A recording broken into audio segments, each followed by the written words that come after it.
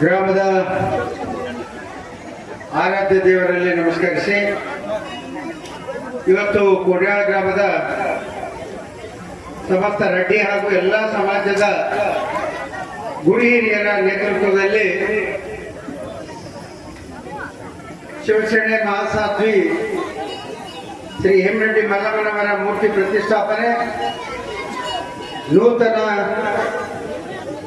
ದೇವಸ್ಥಾನದ ಕಟ್ಟಡ ಲೋಕಾರ್ಪಣೆ ಈ ಕಾರ್ಯಕ್ರಮದ ಈ ಒಂದು ವೇದಿಕೆ ಮೇಲೆ ದಿವ್ಯ ಸಾನ್ನಿಧ್ಯವನ್ನು ವಹಿಸಿರುವಂತಹ ಪರಮ ಪೂಜ್ಯ ಶ್ರೀ ವೇಮಾನಂದ ಮಹಾಸ್ವಾಮಿಗಳು ಮಹಾಯೋಗಿ ವೇಮನ ಸಂಸ್ಥಾನ ಪೀಠ ರಡ್ಡಿಪೀಠ ಹಿರೇಹೊಸಳ್ಳಿ ತಾಲೂಕು ಪೂಜ್ಯರ ಪಾದಾರಗಳಲ್ಲಿ ಪಣಮಟ್ಟು 3 ದಿನಗಳ ಪರ್ಯಂತ ಹೇಮರೆಡ್ಡಿ ಮಲ್ಲಮ್ಮನ ಪ್ರವಚನವನ್ನ ತಮಗೆ ಉಣಬಡಿಸಿರುವಂತ ಪರಮ ಪೂಜ್ಯ ಶಂಕರಮ್ಮ ಶ್ರೀ ಡಾಕ್ಟರ್ ಅಭಿನವ ಚನ್ನಬಸವ ಶಿವಾಚಾರ್ಯ ಮಹಾಸ್ವಾಮೀಜಿಯವರ ಪಾದಾರಗಳಲ್ಲಿ ಕೂಡ ಪಣಮಟ್ಟು ಈ ಒಂದು ಹೇಮರೆಡ್ಡಿ ಮಲ್ಲಮ್ಮನ ಭಾವಚಿತ್ರಕ್ಕೆ ಪುಷ್ಪಾರ್ಚನೆಯನ್ನು ನೆರವೇರಿಸಿರುವಂತ ಮಾಜಿ ಜಿಲ್ಲಾ ಪಂಚಾಯತ್ ಸದಸ್ಯರು, ಆತ್ಮೀಯರು ಆದಂತ ಸನ್ಮಾನ್ಯ ಶ್ರೀ ರಾಜೇಗೌಡ ಎಸ್ ಪಾಟೀಲ್ ಅವರೇ, ಗ್ರಾಮದ ಮುಖಂಡರಾದ ಭೀಮರಾವ್ ಕುಲಕರ್ಣಿ ಅವರೇ ಹಾಗೂ ಹಿರಿಯರಾದ ರುದ್ರಯ್ಯ ಒತ್ತರದವರೇ, ಶಿವನಗೌಡ ಅಕ್ಷಿಮುಂದಿನವರೇ, ಪರ್ತುಗೌಡ ಪಾಟೀಲ್ರೇ ಮತ್ತು ಅಶೋಕ್ ಬಂಡ್ರಗಲ್ ಅವರೇ, ಪ್ಲೀಸ್ ದಯವಿಟ್ಟು ಎಲ್ಲರೂ ಕೆಳಗಡೆ ಕೂತ್ಕೋಬೇಕು. ದಯವಿಟ್ಟು ಒಂದು 10 ನಿಮಿಷ ಬಾಳತ್ತೇನಿಲ್ಲ. ಇವತ್ತು ಈ ಕಾರ್ಯಕ್ರಮ ವೇದಿಕೆ ಮೇಲೆ ಆಸೀನರಾಗಿರುವಂತ ಗ್ರಾಮದ ಎಲ್ಲ ಸಮಾಜದ ಎಲ್ಲ ಮುಖಂಡರುಗಳೇ, ಇಲ್ಲಿ ನಡೆದಿರುವಂತ ಲಿಂಗ್ಸ್ಗೂರ್, ಕುನಗುಂದ ಹಾಗೂ ಇಳಕಲ್ ಹಾಗೂ ಕುಚಿ ತಾಲೂಕುಗಳಿಂದ ಆಗಮಿಸಿದಂತ ಮತ್ತು ಕೋಡ್ಯಾಳ ಗ್ರಾಮದ ಸುತ್ತಮುತ್ತಲ ಗ್ರಾಮಗಳಿಂದ ಆಗಮಿಸಿದಂತ ಎಲ್ಲ ಭಕ್ತಾದಿರುವಂತದವರೇ, ಯುವಕ ಮಿತ್ರರೇ, ತಾಯಂದಿರೇ ಹಾಗೂ ಪತ್ರಿಕಾ ಬಳಗದ ನನ್ನ ಮಿತ್ರರೇ, ಬಹಳ ಸಂತೋಷದ ವಿಷಯ. ಈ ಕಾಡು ನೋಡಿದ ದಿವಸ ನನಗನಿಸ್ತು, ಕೋಡ್ಯಾಳ ಗ್ರಾಮದಲ್ಲಿ ಏನಾದ್ರೂ ಭಾವೈಕ್ಯತೆ ಇರ್ಬೇಕಾದ್ರೆ, ಅದು ನೋಡ್ಬೇಕಂದ್ರೆ ಅದು ಕೋಡ್ಯಾಳ ಗ್ರಾಮದಲ್ಲಿ ನೋಡ್ಬೇಕು ಅನ್ನೋದು ಮಾತನ್ನು ಈ ಸಂದರ್ಭದಲ್ಲಿ ಹೇಳಕ್ ಬಯಸ್ತೀನಿ. ಯಾಕಂದ್ರೆ ಬರೀ ರೆಡ್ಡಿ ಸಮಾಜದ ರಕ್ಷಣೆ ಮಾಡ್ಬೇಕಂತ ಹೇಳಿ ಗ್ರಾಮದ ಹಿರಿಯರು ಎಲ್ಲರೂ ಸೇರಿ ನಿರ್ಣಯ ತಗೊಂಡಿಲ್ಲ. ಎಲ್ಲ ಸಮಾಜದ ಎಲ್ಲ ಮುಖಂಡರ ನೇತೃತ್ವದಲ್ಲಿ ವಿಶೇಷವಾಗಿ ರಾಜನಗೌಡರ ಮಾರ್ಗದರ್ಶನದಲ್ಲಿ ಇವತ್ತೇನು ಈ ಒಂದು ಉದ್ಘಾಟನಾ ಕಾರ್ಯಕ್ರಮವನ್ನ ಹಮ್ಮಿಕೊಂಡಿದ್ದೀರಿ. ಕಳೆದ 3 ದಿನದಿಂದ ಈ ಕಾರ್ಯಕ್ರಮವನ್ನು ನಡೆಸ್ಕೊಂಡು ಬಂದಿದ್ದೀರಿ. ಮೊದಲನೇದಾಗಿ ನಿಮ್ಮೆಲ್ಲರಿಗೂ ಕೂಡ ಗ್ರಾಮದ ಎಲ್ಲ ಹಿರಿಯರಿಗೆ ಮತ್ತು ಯುವಕರಿಗೆ ವಿಶೇಷವಾಗಿ ಅಭಿನಂದನೆಗಳನ್ನು ಈ ಸಂದರ್ಭದಲ್ಲಿ ನಾನು ಹೇಳಿಕ್ಕೆ ಇಚ್ಛೆಪಡ್ತೇನೆ. ವೇದಿಕೆ ಅಂದ್ರೆ ಹಾಗಿರ್ಬೇಕು, ಕಾರ್ಯಕ್ರಮ ಅಂದ್ರೆ ಹಾಗಿರ್ಬೇಕು. ಯಾಕಂದ್ರೆ ಮಲ್ಲಮ್ಮ ಬರೀ ಒಂದು ರೆಡ್ಡಿ ಸಮಾಜಕ್ಕೆ ಮಾತ್ರ ಸೀಮಿತವಾಗಿಲ್ಲ. ಮಲ್ಲಮ್ಮ ಎಲ್ಲ ಸಮಾಜದ ನಮ್ಮ ತಾಯಂದರಿಗೆ ಮಾರ್ಗದರ್ಶನ ಮಾಡ್ತಕ್ಕಂಥ ಒಬ್ಬ ಮಹಾಸಾಧ್ವಿ.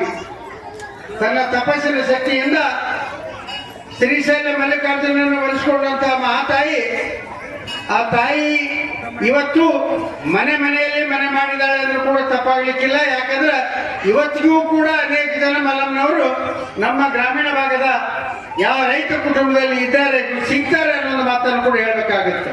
ಯಾಕಂದ್ರೆ ತಂದೆ, ತಾಯಿ, ಅತ್ತಿ, ಮಾವ, ನಜಣ್ಣರು ಎಲ್ಲರನ್ನೂ ಕೂಡ ಗೌರವದಿಂದ ಕಾಣೋದ್ರ ಜೊತೆಗೆ ನಮ್ಮಲ್ಲಿರ್ತಕ್ಕಂಥ ಸಂಸ್ಕೃತಿಯನ್ನ ಉಳಿಸ್ಕೊಂಡು ನಡ್ಸ್ಕೊಂಡು ಬರ್ತಕ್ಕಂಥವ್ರು ಯಾರಂದ್ರೆ ನಮ್ಮ ತಾಯಂದಿರು ಅನ್ನೋ ಒಂದು ಮಾತನ್ನ ನಾನು ಈ ಸಂದರ್ಭದಲ್ಲಿ ಹೇಳಿ, ಮಾಧ್ಯಮದವರು ನಮ್ಮ ಮೇಲೆ ನಮ್ಮ ಸಂಸ್ಕೃತಿ ಮೇಲೆ ದಬಾವ್ ಹಾಕಿದ್ರು ಕೂಡ ಅದನ್ನು ಉಳಿಸ್ಕೊಂಡು ಹೋಗ್ತಕ್ಕಂಥ ಕೆಲಸ ನಾವು ಕೂಡ ಎಲ್ಲರೂ ಮಾಡೋಣ ನನ್ನ ಮಾತನ್ನ ಈ ಸಂದರ್ಭದಲ್ಲಿ ಹೇಳ್ತೀನಿ. ನಮ್ಮ ಭಾರತೀಯ ಸಂಸ್ಕೃತಿನ ಹಾಗೆ ನಾವು ಪೂಜೆ ಮಾಡ್ತೀವಂತೀವಿ.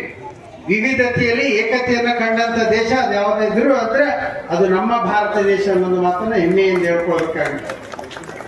ವಿವಿಧತೆಯಲ್ಲಿ ಏಕತೆ, ಹಲವಾರು ದೇವನೊಬ್ಬ ನಾಮ ಹಲವಾರು ಮೂರ್ತಿಗಳನ್ನು ಪೂಜೆ ಮಾಡ್ತೀವಿ, ದೇವರುಗಳನ್ನು ಪೂಜೆ ಮಾಡ್ತೀವಿ, ಶರಣರನ್ನು ಪೂಜೆ ಮಾಡ್ತೀವಿ, ಅನೇಕ ದ್ಯಾಮಮ್ಮ, ದುರ್ಗಮ್ಮ, ಬನಶಂಕರಿ ದೇವಿ, ಹೀಗೆ ಅನೇಕ ದೇವರುಗಳನ್ನ, ಮಲ್ಲಮ್ಮ, ಹೀಗೆ ಅನೇಕ ದೇವರುಗಳನ್ನ, ಅಮರೇಶ್ವರ, ಶರಣಬಸಪ್ಪ,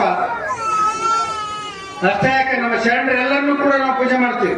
ಇಲ್ಲೇ ಪಕ್ಕದಲ್ಲೇ ಸಜ್ಜಗುಡದ ಶಿವಶರಣೆ ಸದ್ಗುರು ಶರಣಮ್ಮವರು ಅವರು ಮಾಡಿರ್ತಕ್ಕಂಥ ತಪಸ್ಸು ನಿಮ್ಗೆಲ್ಲ ಗೊತ್ತಿರ್ತಕ್ಕಂಥದ್ದು. ನನಗೂ ಕೂಡ ಒಂದು ಬಹುದೊಡ್ಡ ಅನುಭವ. ಯಾರ ಮುಂದೆ? ಸದ್ಗುರು ಶರಣ ತಾಯಿಯವ್ರನ್ನ ಆಶೀರ್ವಾದ ಪಡೀಲಿಕ್ಕೆ ಅಂತೇಳಿ ನಮ್ಮ ಅಜ್ಜನವರು ಪ್ರತಿ ಅಮಾವಾಸ್ಯೆ ಬರ್ತಾ ಇದ್ದೆ. ಅವ್ರ ಜೊತೆಯಲ್ಲಿ ನಾನು ಒಂದ್ಸಲಿ ಸದ್ಗುಡಕ್ಕೆ ಹೋಗಿದ್ದೆ. ಹೋದಾಗ ನಮ್ಮ ಅಜ್ಜ ಏನು ಹೇಳಿದ್ರು, ಸ್ವಾಭಾವಿಕವಾಗಿ ಚಿಕ್ಕ ಹುಡುಗರು ಇದ್ದಾಗ ಎಮ್ಮ ಸ್ವಲ್ಪ ಕಿಡಿಗೇಡಿದನ, ಸ್ವಲ್ಪ ಚಲೋತ್ತಾಗಿ ಬುದ್ಧಿ ಕೊಡು, ಅವ್ನಿಗೆ ಓದಕ್ಕೆ ಆಶೀರ್ವಾದ ಮಾಡು, ಒಳ್ಳೇದ ಇದು ಮಾಡು ಅಂತ ಹೇಳಿ, ವಿದ್ಯಾ ಕೊಡು ಅಂತ ಹೇಳಿ ಆಶೀರ್ವಾದ ಮಾಡು ಅಂತೇಳಿ ನಮ್ಮ ಅಜ್ಜ ಕೇಳಿದಾಗ ಸಜ್ಜನಗೌಡ ಶರಣಮ್ಮನವರು ನನಗೆ ಹೇಳಿದ್ರು, ಇಲ್ಲಪ್ಪ ಅವ ದೊಡ್ಡವಾಕ ನಾನು ಯಾಕೆ ಚಿಂತೆ ಮಾಡ್ತೀನಿ, ಅವ ದೊಡ್ಡವಾಕನ ಚಿಂತೆ ಯಾಕೆ ಮಾಡ್ತೀನಿ ಅಂತ ಹೇಳಿ ನಮ್ಮ ಅಜ್ಜನಿಗೆ ಹೇಳಿದ್ರೆ, ನಾವು ಹೊರಗೆ ಬಂದು ನಮ್ಮ ಅಜ್ಜನ ಕೇಳಿದೆ. ನಮ್ಮ ಅಜ್ಜನ 6 ಫೂಟ್ ಇದ್ದೆ ನನಗಿಂತ. ನಾ ಕೇಳಿದೆ, ಮತ್ತೆ ನಿನ್ನಷ್ಟು ಹತ್ರ ಹಾಕೊಂಡೆ ನಾನು. ಅಂದ್ರೆ ಅವರ ವಾಣಿ ಆಶೀರ್ವಾದ ಏನೈತಲ್ಲ, ಈ ಕ್ಷೇತ್ರದಲ್ಲಿ 3 ಬಾರಿ ನನ್ನನ್ನು ಶಾಸಕರು ಮಾಡ್ತಾರಂತ ಕನಸು ಮನಸ್ಸಲ್ಲಿ ಕೊಂಡಿದ್ದಿಲ್ಲ. ಅದು ಅಮ್ಮನವರ ವಾಣಿ ಆಶೀರ್ವಾದ.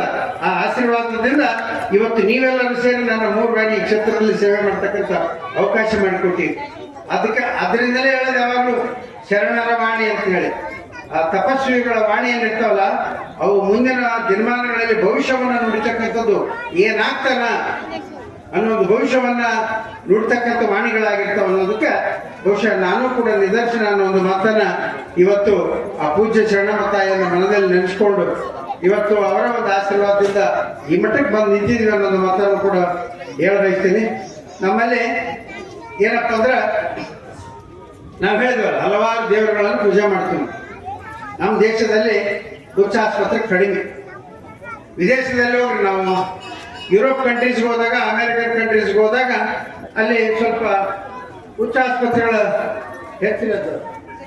ಯಾಕೆ ಹಿಂಗ ಅಂತ ನಾವು ಅದನ್ನ ಅಭ್ಯಾಸ ಮಾಡಲಾಗಿ, ಯಾಕಂದ್ರೆ ಇಲ್ಲಾದ್ರೆ ಏನಾಗುತ್ತಾ, ಅಲ್ಲಿ ಈ ಹಿರಿಯರು ಕಿರಿಯರು ದೇವರು ಅನ್ನೋ ದೇವರು ಅಥವಾ ದೇವಸ್ಥಾನ ಯಾವೂ ಇಲ್ಲ, ಅದನ್ನು ಕೇಳೋದು ಇಲ್ಲ, ಯಾರಿಗೆ ಹಿರಿಯರ ಮಾತನ್ನು ಕೇಳೋದಿಲ್ಲ.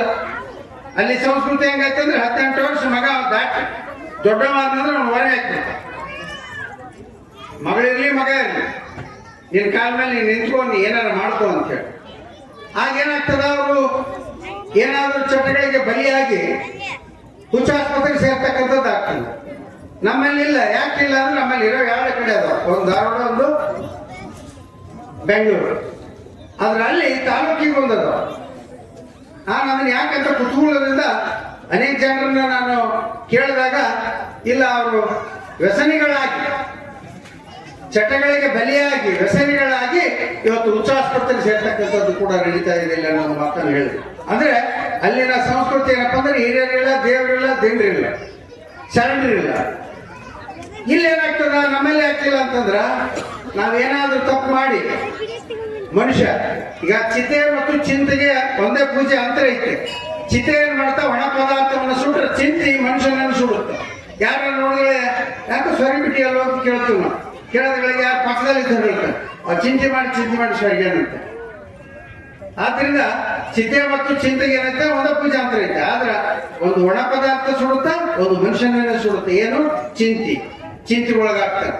ಆದ್ರಿಂದ ಆ ಚಿಂತೆ ಮಾಡ್ತಕ್ಕಂಥ ಮನುಷ್ಯ ಏನ್ ಮಾಡ್ತಾನ, ದೇವ್ರ ಹತ್ರ ಹೋಗ್ತಾನ, ದೇವ್ರ ಗುಡಿಗೆ ಹೋಗ್ತಾನ, ಮಲ್ಲಮ್ಮನ ಗುಡಿಗೆ ಹೋಗ್ಬೋದು, ಶರಣಬಸಪ್ಪನ ಗುಡಿಗೆ ಹೋಗ್ಬೋದು, ಇನ್ನೂ ಅನೇಕ ಅಮರೇಶ್ವರ ದೇವ್ರ ಗುಡಿಗೆ ಹೋಗ್ಬೋದು, ಶರಣಮ್ಮ ತಾಯಿ ಹತ್ರ ಹೋಗಿ ಕೇಳ್ಕೊಂತಾರ, ಇಂಥ ತಪ್ಪು ಮಾಡೀನಿ, ಇನ್ನು ಮುಂದೆ ಮಾಡಲ್ಲ, ನನ್ನ ಕ್ಷಮಿಸು, ನನಗೆ ಆಶೀರ್ವಾದ ಮಾಡಂತೇಳಿ ಕೇಳ್ಕೊಂಡು ಮನಸ್ಸಿನಲ್ಲಿ ಇರ್ತಕ್ಕಂಥ ದುಮ್ಮಾನ ಏನಿರ್ತಲ್ಲ, ದುಃಖ ದುಮ್ಮಾನ ಅಂತ ಹೇಳ್ತಲ್ಲ, ಆ ದುಮ್ಮಾನವನ್ನ ಶರಣರ ಪಾದಕ ಮತ್ತು ದೇವರ ಪಾದಕ್ಕೆ ಹಾಕಿ ಬರ್ತೀವಿ ನಾವು. ಇಲ್ಲ ಇಂಥ ಶರಣರ ಹತ್ರ ಹೋಗಿ ಕೇಳ್ತೀವಿ ನಾವು. ಕೇಳಿದಾಗ ನಮ್ಮ ಸದ್ಗುರು ಶರಣರ ಹತ್ರ ಹೋಗಿ ಕೇಳ್ತೀವಿ, ಮಾಂತ್ರಿಕ ಶಿವಾಚಾರ್ಯ ಹತ್ರ ಹೋಗಿ ಕೇಳ್ತೀವಿ. ಏನಂತ ಕೇಳ್ತೀವಿ? ಹಿಂಗಿಂಗ ನಮ್ಗೆ ಸಮಸ್ಯೆ ಆಗೈತೆ, ಬುದ್ಧಿ ಆಶೀರ್ವಾದ ಮಾಡ್ರಿ ಅಪ್ಪಾಜಿ ಅಂತ ಕೇಳಿದಾಗ ಅವರು ಗದ್ದಿಗೆಗೆ ನಮಸ್ಕಾರ ಮಾಡಿ ಹೋಗು, ಅಮಾಸಿ ಬಂದು ಕಾಯಿ ಉಡ್ಸ್ಕೊಂಡು ಹೋಗು, ಆ ಆಧಾರ ಕೊಟ್ಟು ನಿಮಗೆ ಒಳ್ಳೆತನ ಮಾಡ್ತಕ್ಕಂಥ ಆಶೀರ್ವಾದವನ್ನ ಪೂಜ್ಯರು ಮಾಡ್ತಾರ.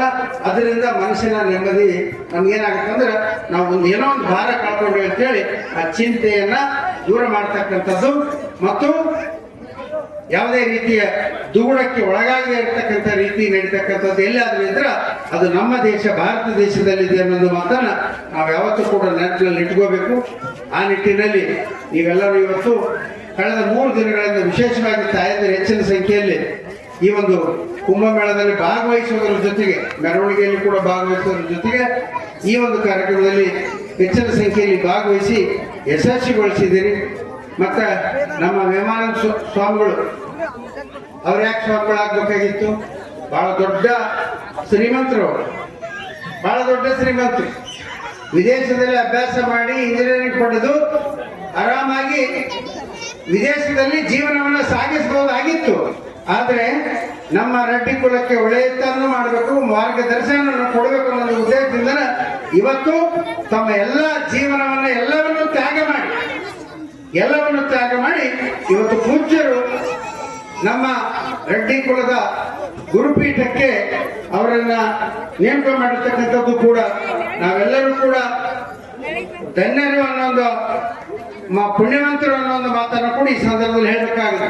ನಾನು ಯಾವಾಗಲೂ ಹೇಳಿಲ್ಲ, ನಾನು ಸ್ವಾಮಿಗಳು ಇವತ್ತೂ ಹೇಳ್ತೇನೆ ವೇದಿಕೆ ಮೇಲೆ ನಿಂತ್ಕೊಂಡು, ಸ್ವಾಮಿ ಪೂಜ್ಯರು ಯಾವತ್ತೂ ಕೂಡ, ನಾನು ಎರವಸಾಳಿಗೆ ಹೋಗಿದ್ದೆ, ಒಂದ್ಸಾರಿ ಹೋಗಿದ್ದೀನಿ, ಅನೇಕ ಬಾರಿ ಕರೆದಿದ್ದಾರೆ ಪೂಜ್ಯರು.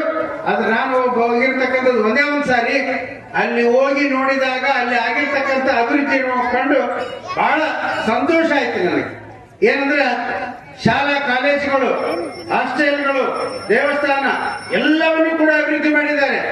ಸದ್ದಿಲ್ಲದೆ ಬೇರೆ ಪೀಠದ ತರ ಅಲ್ಲಿ ಹೋಗಿ ಇಲ್ಲೋಗಿ ನಾನು ಹೇಳಿದ್ದೆ, ಪೂಜ್ಯರ ನೀವು ಯಾವ ಮಂತ್ರಿಗಳ ಹತ್ರ ಆಗ್ಲಿ, ಯಾವ ಮುಖ್ಯಮಂತ್ರಿ ಹತ್ರ ಆಗ್ಲಿ ನೀವೊಂದು ಅರ್ಜಿ ಹಿಡ್ಕೊಂಡು ವಿಧಾನಸೌಧದಲ್ಲಿ ನೀವು ಕಾಣಬಾರದು ದಯವಿಟ್ಟು ಅಂತ ಹೇಳಿದ್ದ.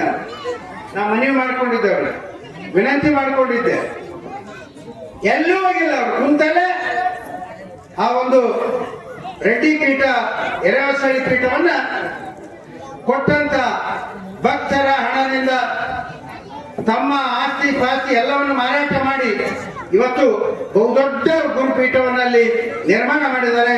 ಅವರಿಗೆ ನನ್ನ ಶಿರಸಾಷ್ಟಾಂಗ ನಮಸ್ಕಾರಗಳು ಅನ್ನೋ ಒಂದು ಮಾತನ್ನು ಈ ಸಂದರ್ಭದಲ್ಲಿ ಹೇಳಿದ್ದೇನೆ. ಮತ್ತೆ ಇನ್ನೊಂದು ಮಾತನ್ನು ಕೂಡ ಹೇಳಿದ್ದೆ, ಅದೇ ರೀತಿ ನಡ್ಕೊಂಡಿದ್ದಾರೆ.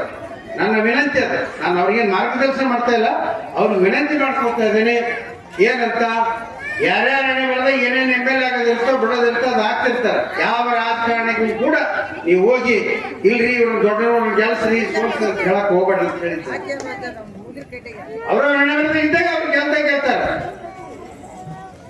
ಅವರ ಪಕ್ಷದ ತಿಕ್ಕಲ, ಯಾಕಂದ್ರೆ ಎಲ್ಲಾ ಪಕ್ಷದಲ್ಲಿ ಎಲ್ಲರೂ ಬೇಕಾದವ್ರು ಇರ್ತಾರೆ.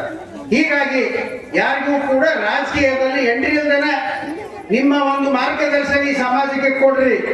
ಸಮಾಜ ಎಲ್ಲಾದ್ರೂ ದಾರಿ ತಪ್ಪಿದ್ರ ದುಶ್ಚಟಗಳಿಗೆ ಬಲಿಯಾಗ್ತಕ್ಕಂಥ ಸಂದರ್ಭದಲ್ಲಿ ನಮ್ಮ ಯುವಕರನ್ನ ಒಳ್ಳೆ ಮಾರ್ಗದರ್ಶನ ಕೊಟ್ಟು ಅವರಿಗೆ ಮಾರ್ಗದರ್ಶನ ಇಡ್ತಕ್ಕಂಥ ಕೆಲಸವನ್ನು ಮಾಡಲು ಅನ್ನೋ ಒಂದು ವಿನಂತಿಯನ್ನು ಕೂಡ ನಾನು ಮಾಡ್ಕೊಂಡಿದ್ದೀನಿ. ಆ ಒಂದು ಕಾರ್ಯದಲ್ಲಿ ಅವ್ರ ಕಾರ್ಯಪ್ರವೃತ್ತರಾಗಿದ್ದಾರೆ. ಅನೇಕ ಜನ ವಿದ್ಯಾರ್ಥಿಗಳನ್ನ ತಮ್ಮ ಹತ್ರನೇ ಇಟ್ಕೊಂಡು ವಿದ್ಯಾರ್ಥಿಗಳ ಜೊತೆಗೆ ಮತ್ತೆ ಪ್ರಸಾದವನ್ನು ಕೂಡ ಕೊಟ್ಟು ಆ ವಿದ್ಯಾರ್ಥಿಗಳಿಗೆ ಸನ್ಮಾರ್ಗವನ್ನು ತೋರ್ತಕ್ಕಂಥ ಕೆಲಸವನ್ನ ನಮ್ಮ ರೆಡ್ಡಿ ಗುರುಪೀಠದ ಎರವಸಳಿ ವಿಮಾನಂದ ಸ್ವಾಮೀಜಿಯವರು ಮಾಡ್ತಾ ಇದ್ದಾರೆ. ಅವರಿಗೆ ಸಮಾಜದ ಪರವಾಗಿ, ಇಡೀ ಗ್ರಾಮದ ಪರವಾಗಿ, ಸುತ್ತಮುತ್ತಲಿನ ಗ್ರಾಮದ ಪರವಾಗಿ, ನಮ್ಮ ಎಲ್ಲರ ಪರವಾಗಿ ಅವರಿಗೆ ಅಭಿನಂದನೆಗಳನ್ನ, ಧನ್ಯವಾದಗಳನ್ನ ಈ ವೇದಿಕೆ ಮುಖಾಂತರ ಸಲ್ಲಿಸ್ತೀನಿ ಅನ್ನೋದು ಮಾತನ್ನ ಹೇಳಿ ಹೆಚ್ಚಿಗೆ ಮಾತಾಡಿದ್ದಾರೆ. ಯಾಕಂದ್ರೆ ಈಗಾಗಲೇ ವೇಳೆ ಭಾಳ ಆಗಿದೆ, ಇನ್ನೂ ಸಾಕಷ್ಟು ವಿಷಯಗಳು ನಿಮ್ಮ ಜೊತೆಲಿ ಮಾತನಾಡ್ಬೇಕಂತ ಇದೆ. ಆದ್ರೆ ಈ ವೇಳೆ ಭಾಳ ಆಗಿದೆ. ವೇಳೆ ಮಾತನ್ನು ಅನ್ಕೊಂಡು ಇವತ್ತು ಈ ಕಾರ್ಯಕ್ರಮದಲ್ಲಿ ನನ್ನನ್ನು ಕೂಡ ಬರಮಾಡಿಕೊಂಡು ಮಾತಾಡಲಿಕ್ಕೆ ಅವಕಾಶ ಮಾಡಿಕೊಟ್ಟಿದ್ದಕ್ಕಾಗಿ ನಿಮ್ಮೆಲ್ಲರಿಗೂ ವಿಪೂರ್ವವಾದ ಅಭಿನಂದನೆಗಳನ್ನ, ಧನ್ಯವಾದಗಳನ್ನ, ಅದು ವಿಶೇಷವಾಗಿ ನಮ್ಮ ಕೊಡ್ಯಾಳ ಗ್ರಾಮದ ಎಲ್ಲ ಗುರಿಯರಿಗೆ ಧನ್ಯವಾದಗಳನ್ನ ಅರ್ಪಿಸಿ ತಾಯಂದ್ರಿಗೂ ಕೂಡ ಧನ್ಯವಾದ ಅರ್ಪಿಸಿ ಮಾತು ಮುಗಿಸ್ತೀನಿ. ಜೈ ಹಿಂದ್, ಜೈ ಕರ್ನಾಟಕ.